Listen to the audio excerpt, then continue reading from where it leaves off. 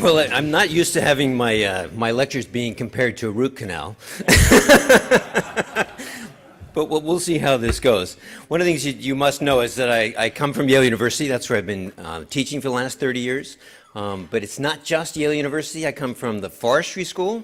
So that means that I come from the environmental end of Yale University. So you should have the great expectation that I've got to be somewhat green. I think that's going to be fair to say.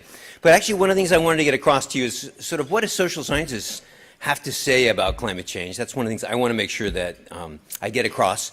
But one of the things I have definitely picked up is that one of the concerns that everybody in this room has is that perhaps the experts might be great at being scientists and great at being economists, but perhaps sometimes they get their own personal values mixed up in what they're actually telling you.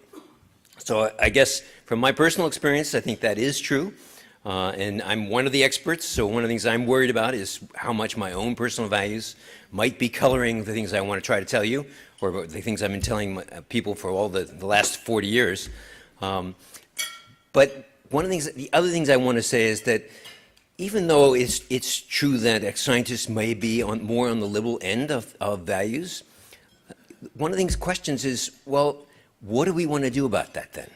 If it turns out that a lot of scientists, a lot of economists are liberals, does that mean we want to completely ignore everything they have to say? Or does it just mean we ought to be cautious in what we're listening to and try to filter out how much is their value judgments and how much of it is their science? Because one of the things I think we don't want to do is we don't want to throw away the science. We're going to need the science as we try to tackle this problem. So what I'm talking about today is not so much facts and fiction, though one of the things that I also personally feel is that both Democrats and Republicans, both people on both ends of the spectrum, sometimes grasp only the facts that actually appeal to them, and they tend to ignore the facts that they don't want to hear. So that's why I called this facts and fiction. I got a little bit for everybody. But given that, as we just found out, there's nobody here that's particularly interested in being a liberal Democrat, only half of what I've got to say is going to be helpful to you. Okay, so one of the things that I wanted to press from the political science side, this is not so much the economist having insight, this is a political scientist. One of the things that you might want to know is that they don't think we're going to get very far with mitigation. Mitigation is going to be extremely hard to do because it's going to require cooperation across all these different nation states. And nation states don't naturally cooperate with each other. And we only have a handful of things what we've actually even found where nation states agree at all. And almost every one of those have huge benefit to cost ratios. So that doesn't apply to climate change. Climate change is very expensive, so the benefit cost ratio is not that great. Their beliefs is that we're actually not going to get very far. So I know you guys think that this gigantic climate juggernaut that you can't possibly stop, but in fact, it's very unlikely it's ever going to get very far. It's not going to go anywhere. So one of the reasons is because you can't get cooperation. The second reason is that nobody's particularly interested in doing anything cost effectively, so it's going to make it ever more expensive. And the third reason is that this is a very long-run problem. This problem is not going away in 10 years or 20 years. This thing's going to last for hundreds of years. This trying to control climate change is going to last for hundreds of years. It requires very long-term commitments from governments. If you even want to do something, you've got to make commitments over a long time period. Governments are not good at making long-term commitments. And so it's going to be hard for anyone who wants to do mitigation to actually get anywhere. So don't be so worried about this. I think that's the message from the political scientists. There are lots of people who think you should do something about this. That doesn't mean it's going to happen. Okay, so what are our strategies? I've kind of made this into a very an abstract idea. You got three choices. You can go crazy about climate change and spend a vast amount of money very quickly, try to stop it in tracks. You can do nothing at all, ever, just let it go, pretend it doesn't exist. And then you've got a third strategy, which is somewhere in between those two, where you do some things to try to stop climate change, but you don't go crazy about it until you're actually convinced that you're really up against a very serious problem. So I want to talk about these choices. I'm guessing that we don't have anybody here who's actually interested in aggressive abatement. This is not the room for that. Okay, I have plenty of people in my school that are. How many people are for zero? Nothing. Okay, and is anybody here for a little bit? All right, this is a great audience. All right, I'm starting with nothing then. All right, that's great. So what are the people who want to do, when they making the argument that aggressive stuff is necessary, what do they actually have to, what are they assuming to make that argument? So they're assuming kind of three things. They're assuming on the first hand, it's very inexpensive. It's not going to be hard at all to just do it. We just have to have a little bit of willpower and it's going to go away. That's one of the assumptions in there. The second assumption is that we really don't care the fact that the damages from climate change are going to happen 50 years from now, 100 years from now, 300 years from now. It doesn't matter. It's as if it was tomorrow. We don't care about that. So the discount rate they're assuming is near zero.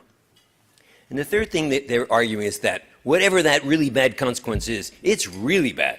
So it's something you really can't ignore. Our entire future is based on whether we control this or not. So that's what's in their minds, because you don't hear this too often, I guess. So you want to know that's what they're thinking. You hear it all the time. All right. What are you thinking if you're thinking zero is right? Well, you're thinking that, hey, any regulation at all is going to destroy the economy. Just the slightest regulation, we're out of luck. You're thinking that climate change is not going to do anything anyway. I haven't heard anybody say emissions don't cause concentrations to go up. That apparently you agree to that. But I have heard a lot of people say that concentrations don't cause climate change. So that's a question mark. And then the third thing is, even if it did cause climate change, maybe it doesn't cause any damage. So you might argue about that second one. That's a science question. That's out of my ballpark. I'm an economist. But if climate changes a lot, if we're talking about a world that's much warmer, there's going to be some point where you're not going to like it, where you're going to realize that this is turned into a world that you actually don't appreciate very much. So that third one is one of the things that I think you better be careful about just how much climate change you accept. Okay, so what's the case for modest abatement? The case for modest abatement is that if you're very strict, it's incredibly expensive, and there's just no way that we're going to agree to pay for it. The case is if you do nothing at all, that eventually this is going to catch up to us, and you're not going to like that either.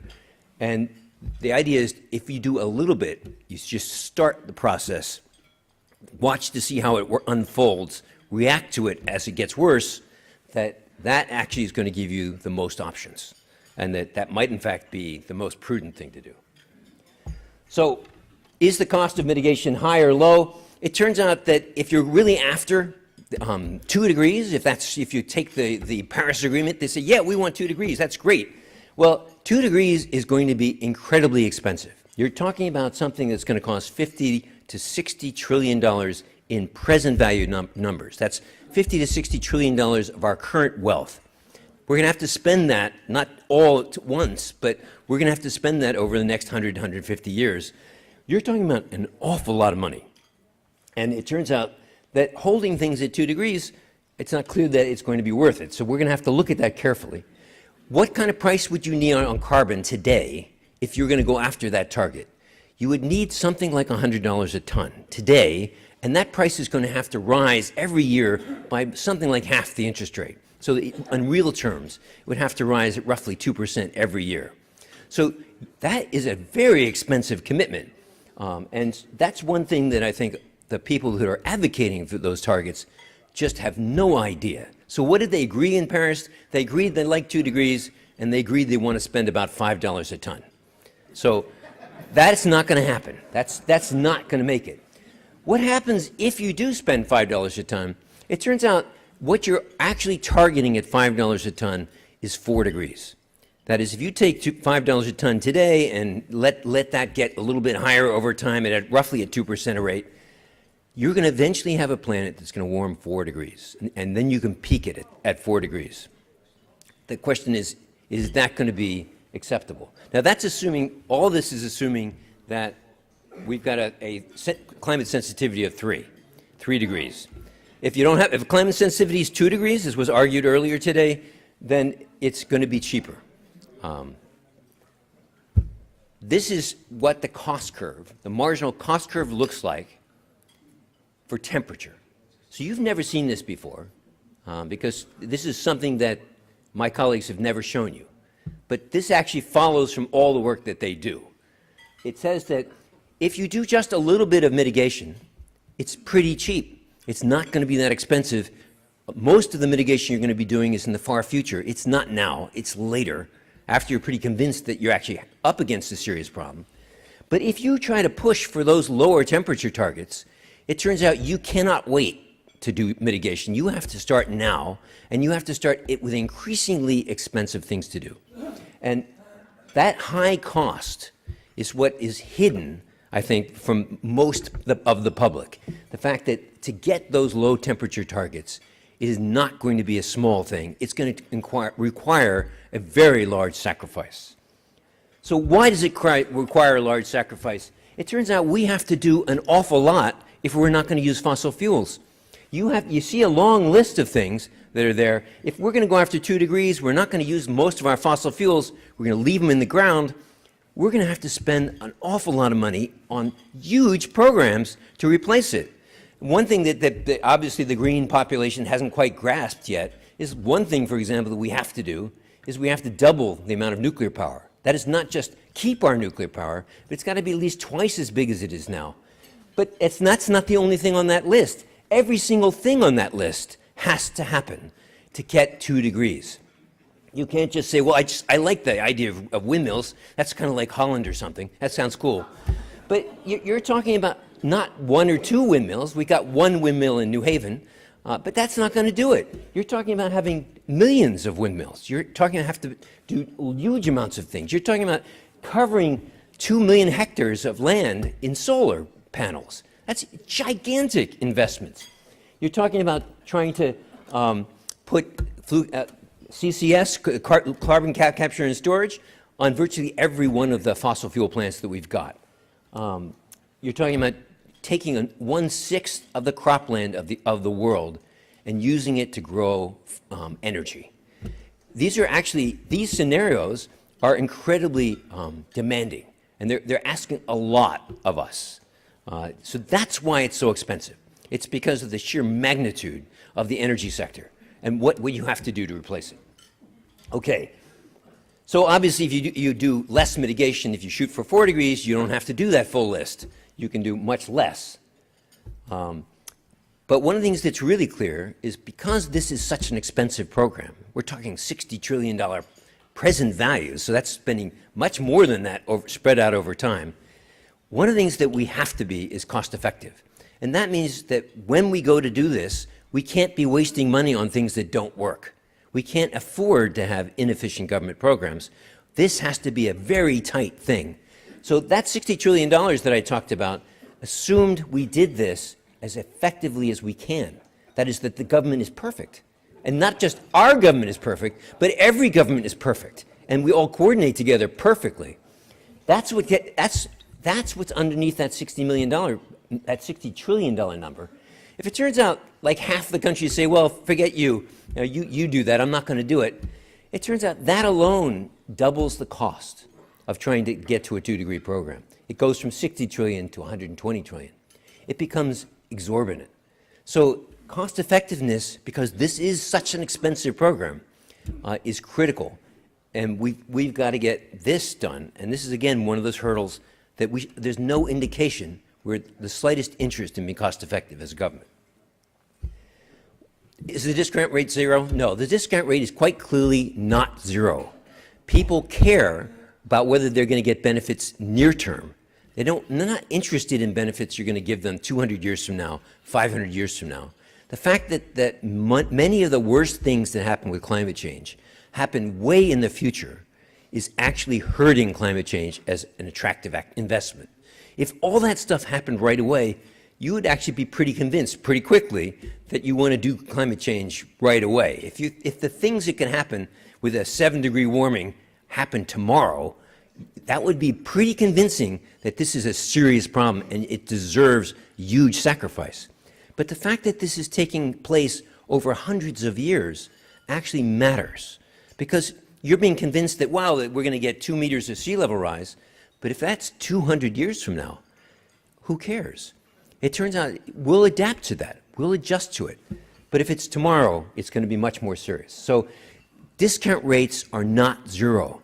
They're going to be 4%, at least they're currently 4%, and even if our growth rate slows, at least they'll be 3%. And that matters because the benefits from climate change are delayed. Okay, what else is true? Timing is important. It turns out when we go after this, we should start right away. Every decade we wait before we start takes that cost curve I showed you and slides it over another ½ degree. So it turns out by waiting that our choices in the future become more and more unattractive. So whenever we decide to do, waiting to decide it is a very bad option. We ought to get going on whatever we think is the right thing to be doing. Okay. Okay, I'm not a climate scientist, so I don't want to spend too much time on this, but the climate scientists currently think that you're going to get, the climate sensitivity is 3. That's what everything I'm showing you is based on. If it turns out not to be true, if it turns out it's 2, what that does is it takes that cost curve I had before and shifts it to the left, so it makes it easier to hit lower targets. If the climate sensitivity is higher than 3, it shifts it to the right. It makes it harder to hit climate targets. Why are we worried about this? If things warm, the kinds of things that we know will happen is there'll be certain parts of the economy that are likely to be vulnerable. We think that agriculture is likely to be vulnerable. We think that the coastlines are likely to be vulnerable. That sea level rise, the warmer it gets, the further that's going to get. That's going to gradually eat away at our coastlines. We think there'll be higher cooling costs. We think there'll be lower warming costs, so there'll be benefits in the warming side. And water is likely to become more scarce because as temperatures increase, we're going to want to have more water. It's not obvious we're going to get more runoff. We might not. And so water is likely to become more scarce. And then you get coastal inundation. So these are the kinds of things we're worried about in the economy. We're also worried about things that are not in the economy, that don't have anything to do with the economy, that have to do with your quality of life. So we are worried about health effects, not so much that if it gets 1 degree warmer, we're all going to perish, but that as the temperatures increasingly get hotter, it's going to get increasingly more difficult. One of the things that we're absolutely certain about is ecosystems are going to be affected if climate changes. We can see that by looking in the past, because climate has changed naturally in the past.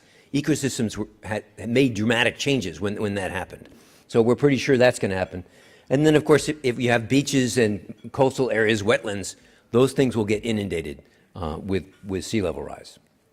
So that's the kinds of things we're worried about. This is actually one of the most important things to notice. Most of the conversation about climate change is about mitigation. But actually, one of the most important things we're going to do is adapt. Adaptation has been underrated by the climate community. And yet, adaptation is almost certainly going to happen. Mitigation requires us all to cooperate and to get into the same group and agree to do things together. Adaptation, you do that for yourself. You adapt because you yourself will be better if you adapt to this. If you have to move from Alaska to Florida, you had better adapt because you're not going to get away with the same behavior in Alaska. And similarly, if you went from Florida to Alaska, you personally would have to adapt to the fact that it's much colder. Adaptation is something you'll do in your own self-interest. You as an individual will do it, firms will do it, local governments will do it, states will do it, each country will do it. So one of the things that is almost certain is adaptation is a part of climate change. We're not going to stop climate change from happening entirely, even if we got very aggressive about it. So we're going to have to adapt to a changing world. And this is important because if we adapt, the damages are much less. And this adaptation is something that I fully expect we will do across the board.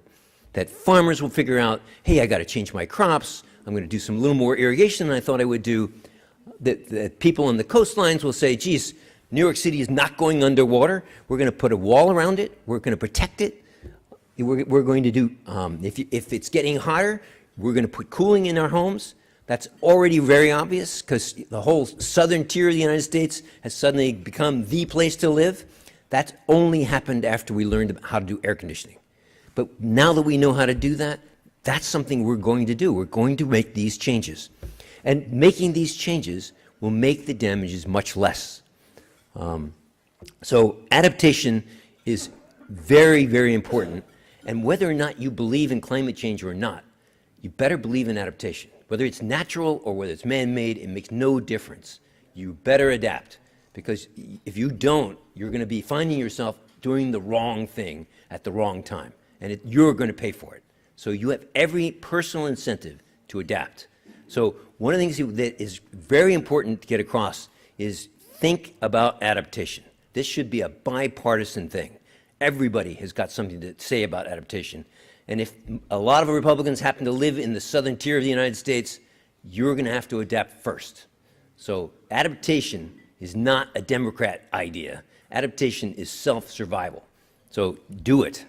Think about it. Plan for it. Okay, what else can happen with climate change? There's all these little things that can happen, but one of the things that concerns people a lot is maybe something very big can happen, something catastrophic, something awful. And of all the awful things they've thought that might happen with climate change, the most awful thing they've got is that the ice sheets might melt. So if West Antarctica all by itself melts, falls off the continent and falls into the sea, that's 5 meters of sea level rise. If all of them melt, all of Antarctica, all of Greenland melts, it's 25 meters of sea level rise. That is catastrophic. If that happened overnight, it would be a disaster. Every single coastal city in the world would be underwater. That's the story that they want to tell you when they're trying to scare the heck out of you. And that is scary. But what's also true, it turns out it takes a long time to melt ice sheets. Ice sheets are vast. And the warming we're talking about, if we're talking about 2, 3, 4 degrees, that's going to take a long time to happen. So we're not talking about this happening overnight. We're actually talking about this happening over centuries. And if it happens over centuries, it's not quite as catastrophic because it gives us a chance to make changes. If it turns out it takes 500 years to happen, we can completely rebuild every single one of our cities in that time period twice. So one of the things that we can do, if we know this is starting to happen, we start to see the sea level rise, we can start to make changes. And over that long a time period, it turns out we can make a lot of changes. So between moving back from the sea and protecting ourselves in key places, adapting, it turns out we can take this catastrophe and we can survive this. So one of the things I am trying to get across is we can actually survive a warmer world. That 2 degrees idea that it's 2 degrees or bust is not true. We can live in a 4-degree world. But there's going to be a limit to how much of this change we are willing to put up with. And somewhere between 4 and 7 degrees, you're going to find that that world changes enough that you're not going to like that one little bit. So, you'll be dead. Yes, you will be dead. That's true. Your descendants won't like you very much for having put them in that situation. So ecosystems will change. That's fine. And one of the things that's pretty clear, as temperatures rise, climate damages do increase. Now, you're debating how much temperatures will rise. That's fine. But one of the things that we're pretty clear is that you get up to 2 degrees, there's not going to be much happening. As far as I'm concerned, it's not clear that up to 2 degrees there are any net damages. But as you start to exceed 2 degrees, as you start to talk about 3 degrees and 4 degrees, you will start to see damages, things that actually are making us all worse off. And as you go well beyond 4 degrees, you could be seeing things that you really want to avoid. So when you put it all together, you got that cost side on one, you got that damage side on the other. The question is, where do we want to be in this? And what this suggests is we want to think about whether we want to be at 3 degrees, 4 degrees, or 5 degrees. That's the place where we actually ought to be discussing where we'd like to be. And what we do not want to do is we don't want to go down to 2, because 2 is going to kill us in high costs. And we don't want to do nothing, because eventually nothing will result in huge damages. That's where we're heading if we do nothing for a long, long time. So what I'm trying to get you to think about is perhaps doing modest things today might be a perfectly reasonable solution. because a modest $5 a ton tax, which most countries in the world have already agreed to do, is enough to keep us at 4 degrees. And 4 degrees is a solution we can actually live with. So this is my plea to you to think about whether modest mitigation might actually be a clever strategy as a way of getting us out of this climate change debate, this climate change problem. And what $5 a ton is going to do to the economy today? Nothing. We can easily survive $5 a ton. It is not going to stop us from growing. It's not going to stop India from growing. It's not going to stop China from growing. Everybody can pay their own fair share. And I'm not suggesting the United States pay for the whole thing. I'm suggesting the United States pay for its share. It turns out that is what I'm arguing for, is that a modest policy would get us off on a prudent start. If this turns out to be a nothing problem, we haven't spent much money on it. It hasn't broken the bank.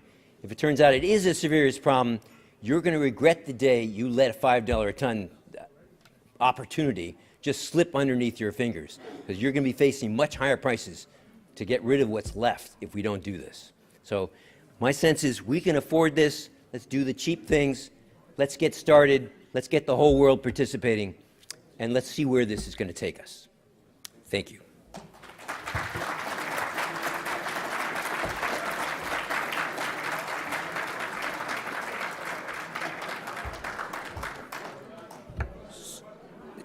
Is there an opportunity to answer questions, or is it too late? It's up to you.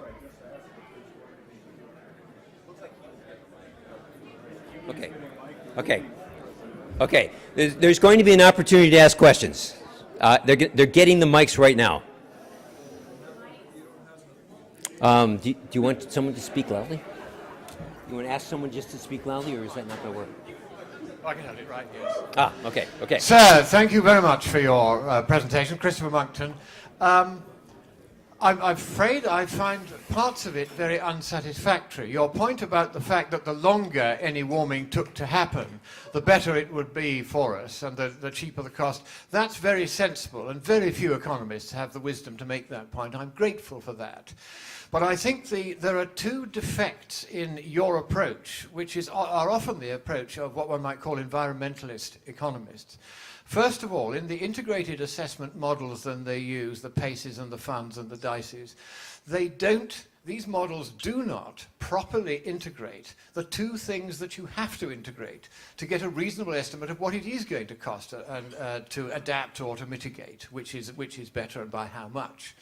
And if you do this correctly, you have to integrate two specific things. One is the official equation of climate sensitivity and the various assumptions under which the terms in that equations are valued by official sources on the one hand, and the standard equations of intertemporal economic analysis on the other.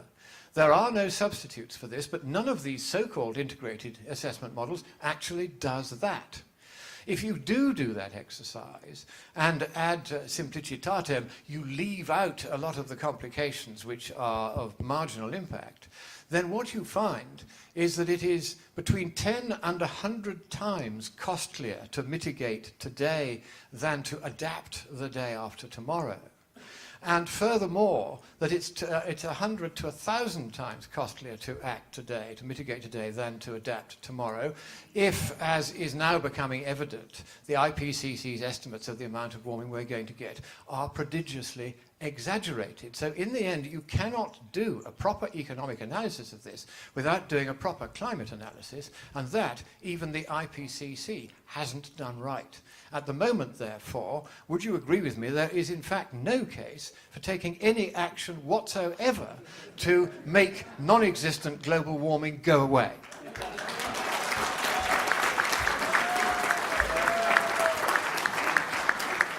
Well, I don't blame you for wanting it to go away.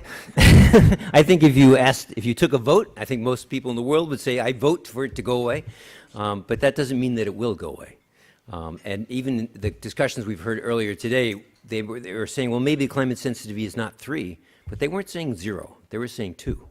And so if you say 2, you're going to see lower damages, so you should do less mitigation. But that you're not going to get very far away from where I'm actually coming out in this discussion. I'm coming out with a very low price for carbon. And that's what these integrated assessment models would say with low climate sensitivity. Rob, you have a question straight back here. Straight back in the back of the room. Here you are. All right. Hi, I'm Rich Trebek. I'm a chemist, and I do a lot of work in the power sector. One, thank you for your presentation to this audience. I think that's great that you did that. Two, you use the word "we" a lot, and this is largely an American audience. And I wonder, one, if there's acknowledgement at Yale or by you that the United States has been reducing greenhouse gases significantly since 2008, and we're down to 1998 levels now. So we're doing this without a carbon tax. That's number one. Number two, of your list of mitigation that you listed, some of which we in the power industry call pixie dust solutions, like solar power and more windmills, you didn't list combined cycle natural gas. Natural gas is cheap. Combined cycle is more than twice as efficient as any existing power plant today. It's a way, if you believe this is a problem, and I personally don't, but if you do, that's a way to do this extremely cheaply without all the cost and uncertainty of the pixie dust problem. So I'd like your comments on both of those things. Okay, so you're right that fracking and the low price in natural gas has resulted in a lot of reductions in carbon emissions in the United States, and that government policy actually has resulted in very little, even though we spent a lot of money on some things that allegedly were about that. To date, the government hasn't done very much on emissions in the United States. And there's no question that increased reliance on natural gas is part of the solution. I didn't actually list every single thing that should be on that list, but you're right about natural gas being one of the things that would be on the list. That you'd move from coal towards natural gas. That's one of the things that would have to be on that list. But I'm saying a coal plant, your typical coal plant is 35% efficient. You recover about 35% of the energy. A combined cycle natural gas plant is 65% efficient on the average. No. And if you're an engineer and you agree with that statement, please raise your hand. Well, I'm not an engineer, but I am agreeing with you. That's what's going to cut down emissions. No, I am agreeing with you, actually, that would be one of the things that should have been on that list of mitigation activities, and in particular that it's one of the lower cost ones. Okay. Yeah. Obviously, we should have scheduled 90 minutes of Q&A with Rob Mendelsohn. Unfortunately, we only have time for one more question. You're not getting away yet. Stand there, okay. Right over here.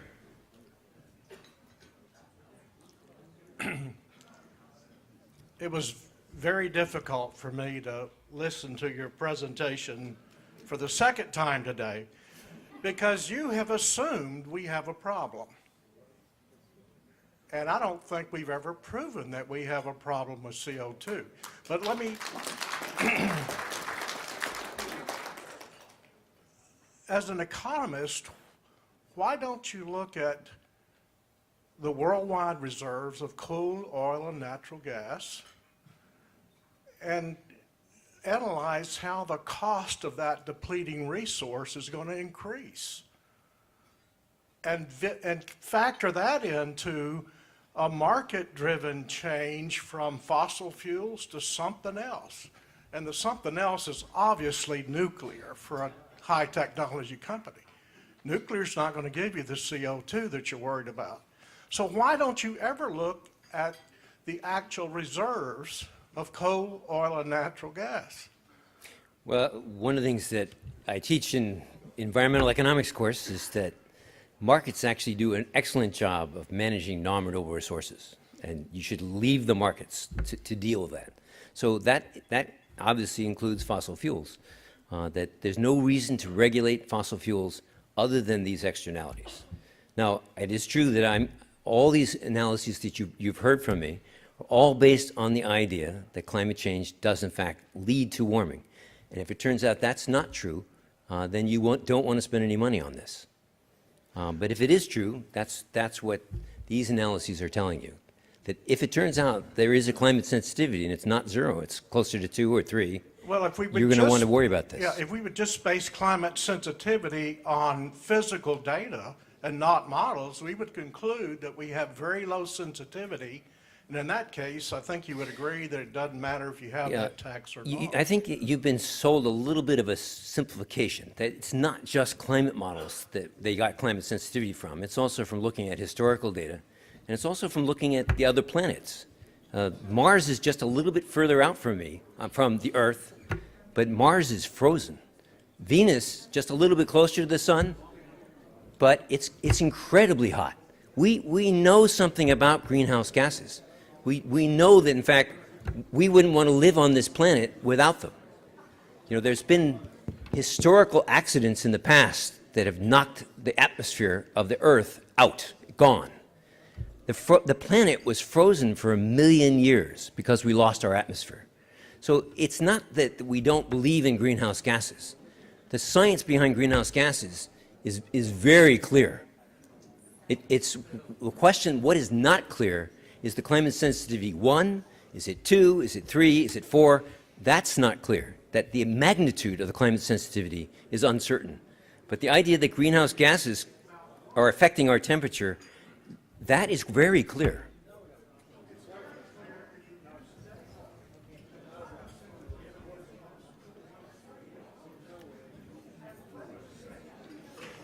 Anyway.